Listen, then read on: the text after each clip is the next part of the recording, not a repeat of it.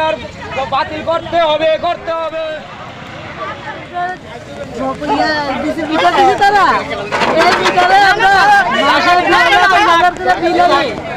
আমরা গরিব মানুষ, আমরা পয়সা চালাতে পারতাম না। আমরা কি 100 টাকা করো? এখন আপনারা কি চান? আমরা চাই আমরা 100 টাকা করো। কোন জায়গায় বসাইছে? তা দাও।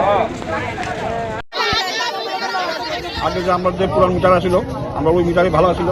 এখন স্মার্ট মিটার লাগানোর পরে মানে অনেক বিল আছে। আমরা অফিসে 10-12 জন গেছিলাম 2 তারিখ।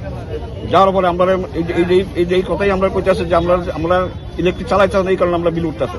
কিন্তু বললাম স্যার আগে তো আমরা যেভাবে চালাই যে এইভাবে চলতে হবে, এখন কি বিল বেশি উঠতেছে। আমরা এই স্মার্ট মিটার চাই না। আমরা আগে যে পুরান মিটার আমরা ওই মিটারে যাওয়া হয়।